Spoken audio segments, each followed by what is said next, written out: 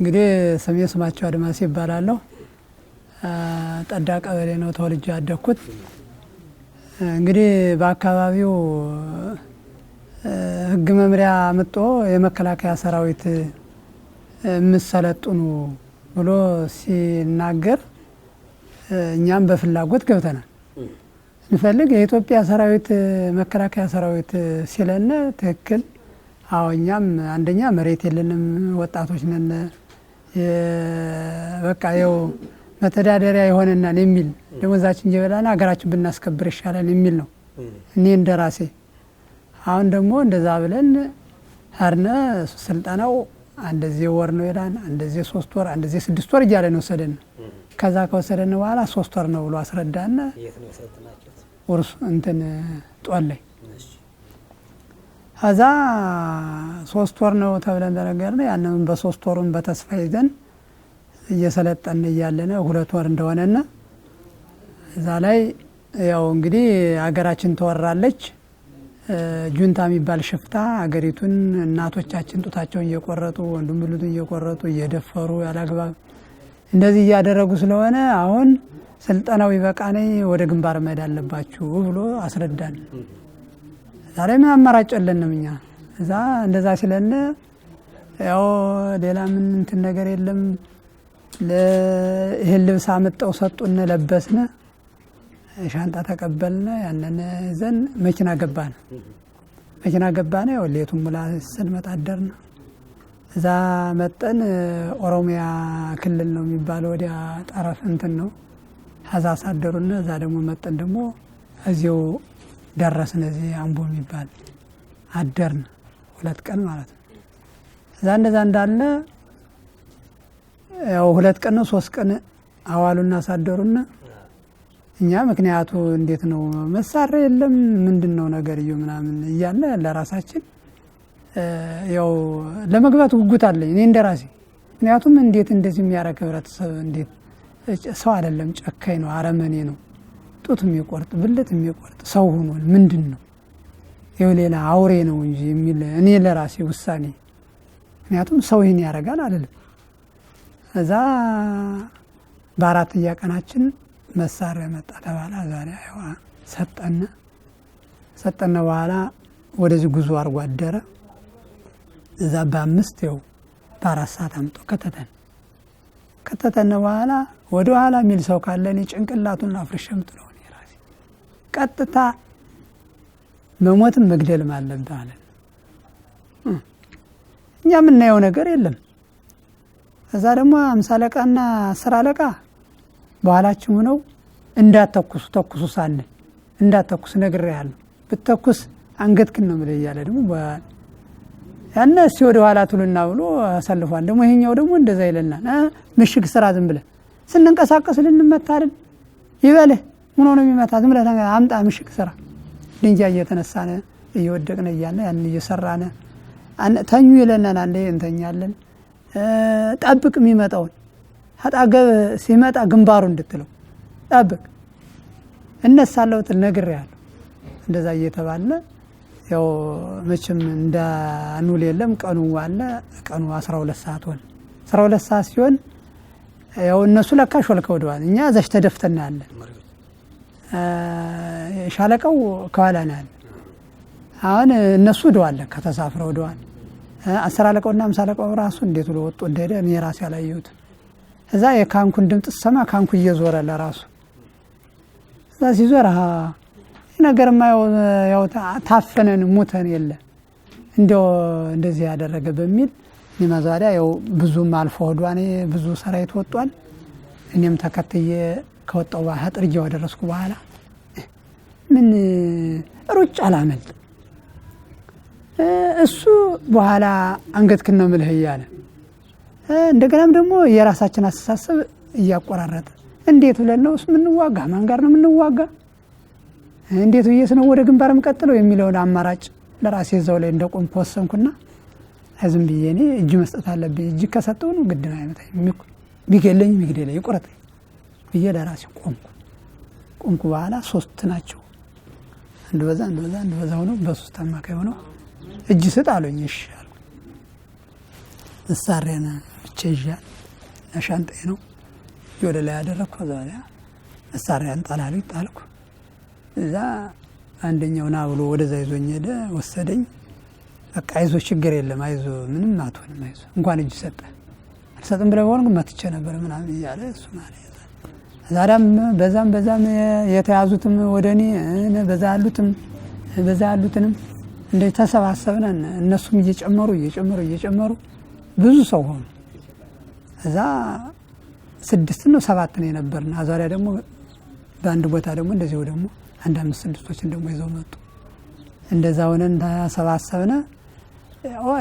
ያው እንግዲህ እየገደሉ ይሄን ሌሊት ነው ያው መቼም ያው በየተራ እያወጡ እየገደሉን ነው። እኔ ራሴ ውሳኔ እዛ አይዟችሁ አንዱ ድግ አድርጎ ይኸው መድኃኒዓለም ነው ይኸው አይዞ አትደንግጡ፣ ምንም አልመታችሁ አትሞቱ፣ ከእኛስ እናንተ ናችሁ እድለኛ፣ እኛ እዚህ ጫካ እየተንከራተትን እናንተ ወደ ህግ ነው የምትሄዱ፣ ምን ችግር የለም እሱ ፈጣሪ ያውቃል በሚል እኛም ተስፋ አድርገን ዛሬ እንዳይነጋ የለም ነጋ። እዛ ይሄንን ልጅ ተሸክመን ይኸው ጉዞ ያደረግን እዛ በመታወቂያችሁ ምናምን ስጡና አሉና ሰጠን። እዛ መታወቂያችን ሰጠነ። ለኔ አዙረው ሰጡ። አይተው መታወቂያውን አይተው እየሰጡንም አለ እንዲህ ዝም ብለው በዋዛም ዝም ብለው ይዘውት ይቀራል። እዛ እንደዛ ብለን መጣነ። እዛ ውሃም ኮቸሮም ምናምንም ሰጡን። አይዟችሁ ችግር የለም አይዟችሁ ውሃ ሰጡና ያንን ጠጣነ፣ ኮቸሮም በላነ፣ ዋልነ። እዛ በ7 ሰዓት ነው 8 ሰዓት ላይ ልጁንን ተሸከሙና ሄዱ አሉና ተሸክመን መጠን ደግሞ መንገድ ላይ አደርን። እዛ መንገድ ላይ አድረን ደግሞ በበነየው ደግሞ ተሸከሙና መኪና እየጠበቀን ነው እንዳሉና ተሸክመን እስከ መኪናው ተሰጥርየው መጣነ። አሁንም ከመጣንም ደግሞ በደንብ በሰላም በበጎ ነው የተቀበላችሁና የምንጠጣው የምንበላው አላጣነ። በደንብ ደስ የሚል ነው። እግዚአብሔርን እንደው በእውነት እኔ ስመጣ ራሱ እንደዚህ አይነት አስተሳሰብ በህይወቴም ቆርጬ ነው የመጣው። ያው እስካሁንም ውላ አድራለሁ የሚል አስተሳሰብ የለኝም ነበር እና የተመሰገነ ይሁን። ያው መቼም አለን 3 ልጆች ወድቀዋል፣ ግን ማን እንደሆኑ ራሱ አላወቅኳቸው። ግን የእናንተ ናቸው? የኛ ናቸው። እኛ ክፍለ ጦር ናቸው። 3 ልጆች በግንባሬ እኔ በእነሱ በኋላ ላይ ሰድ ወድቀው እና አንዲቱ ደግሞ ከኋላ የሴት ናት እግሯን ተመትታ እና ያለኝ አንድ ልጅ ስጠይቀው ስትለፈልፍ ሰምቻታለሁ። በእኔ አላየኋትም። ግን የሚያነሳቸው የለም ሰው ለራሱ አሁን አዲስ ወጣት ነው። ይሄ አሁን ምን ይመጣ ለራሱ ነው ራሱ ብን ነው እንጂ ምኑን ሳውቆት ማንስ አንስቶ ማንንስ ትክውሎ አይቶ ዝም ብሎ እኮ እንደው ህፃን ነው ጠቅልሎ ያለው። እንደዛ ብለን ያው በእኔ ብቻ 2 ሰዎች ወድቀው ጥልየው ላይ አራ ብልጽግናማ የደም ብልጽግናና የግድያ ብልጽግና ነው። ምን ያለን ብልጽግና ማለት አገሪቱ እንድታድግ አገሪቱ እንድታፈራ ነው። ይዘነው የነበረውን ገንዘብ ራሱ እያወደመ ከእጅ ወዳፍ አጠናናዋል። እውነት እኔ እንደ እውነት 3 ዓመት ማለት እንግዲህ 6 ዓመት ማለት ነው። ሌትና ቀን እየቆጠር ነው። አንድ ሰው ካልበላ መኖር አይችልም። ቤተሰብ ያለው ሰው በጣም ተቸጋሪ ነው። የያዝነውን እንኳን ልንጨምር የያዝነውን እየለቀቅን ያለን፣ ሀገር እየወደመ የሰው ልጅ እየጠፋ ወጣቱ ያለ እድሜው እየተቀሰፈ ነው ያለ። አሁን እንደ እውነት ነው የምልህ እኔ እንበይ ይመጣና አሁን የመጡ ልጆች ለጥቆ ወጣት ነው እንደው ዝም ብሎ አንድያቸውን የሚያምሩ ወጣት ናቸው። ግን የሚወጣው አይመስለኝም እኔ እንደራሴ። ምክንያቱም ያው እንደ ቤተሰብ እንደ ቀልድ አድርገው ነው ይዘውት ያለ። አንድ ነገር ሲተኮስም ደግሞ የሚያውቀው ነገር የለም። ይመታኛ ነው ብሎ ማሰብ 2 3 ነው በአንድ ጥይት የሚመታ እና በጣም ችግር ነው እንጂ ያገኘነው ለውጥ የለንም። እዚህ 3 ዓመት ውስጥ የሰው ሞት፣ የሰው ልቀት፣ የገንዘብ ውድመት ነው እንጂ ያገኘነው ለውጥ የለንም። እንግዲህ የትግራይ ህዝብ እኔ እንደኔ ትንሹን ብዙዩንም አላውቀውም፣ ግን መቼም ሰው የሚያሸንፍ አንደኛ እግዚአብሔርን አምኖ የተነሳና አስተውሎ የተነሳ ሰው ነው የሚያሸንፍ። ሁለተኛም ደግሞ ያው መቼም እኔ ደርሼ ባልመራ አሁን 89 ላይ የኔ ትልቆች የትልቅም መሬት አሁን ሁሉን በአንድ አይን አይቶ ኢህአዴግ ነው የመራ። ኢህአዴግ ለሁሉም ወጣት ለደረሰ ቤት ለያዘ ሁሉን ዲሞክራሲ መብት ብሎ በአንድ አይኑ ያየ ኢህአዴግ ነው።